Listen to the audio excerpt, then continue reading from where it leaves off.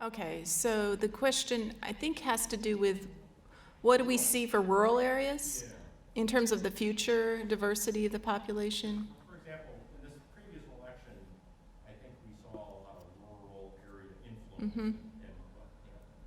So what's the trend as far as these demographic, The- this demographic evolution in Yeah. rural areas? How does it balance out versus what's happening in an urban area? When does that change? It is changing now. So I think what's happening in rural areas, and I'm not sure if this answers your question, but there seems to be a divergence in the types of areas. So a lot of rural areas are suffering from population decline, population aging, where people are aging there because they have no other options. And the young adults who have been educated in those communities, then once they are done, end up taking jobs in cities and moving elsewhere. And so those are places where we're seeing less diverse population because there's fewer people moving there, and the economies themselves are in danger of so that there's less economic growth in those areas as well. And then there's some other more rural areas that are attracting a lot of immigrants because they have there might be some kind of innovation or development in manufacturing in those areas that opens up a whole new industry. And so the example would be meat processing. Another one would be like in Holland, Michigan, it was shipbuilding, boat building, and so, or furniture building. And so some of these places that have vibrant manufacturing industries or food processing industries are the ones who tend to attract the immigrants to those places as well.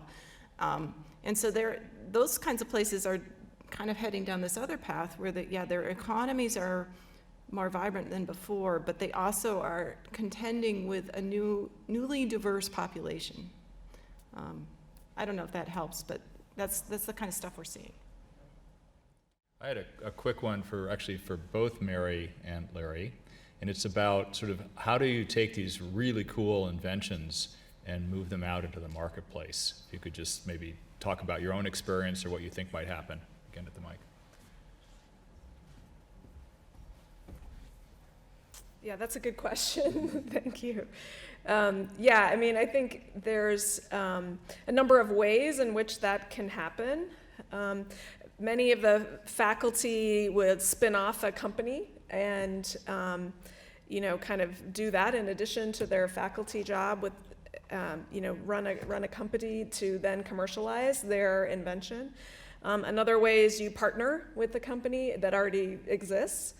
But there's a long way from demonstrating something in the lab to a commercial product. So not everything makes it that far. They call it the valley of death, right? Between a good idea and an actual successful commercial product.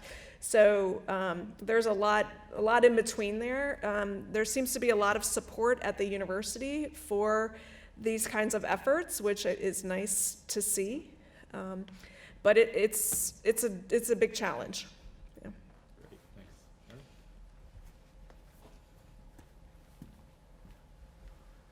I definitely agree with what Dr. Mary Frecker mentioned. I just want to add one more thing.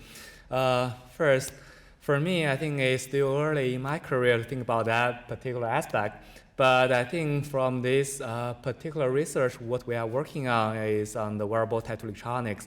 A lot of people are interested and would like to see how that is actually commercialized. So whenever I took a taxi and when I talk with different people and when I get into this situation of describing the technology we are working on, they will be interested in, when that will be available. So that's really the goal, to have this in the market. We actually will thrive to see this is really something we can purchase from the Black Friday rush, but the commercialized path will be long.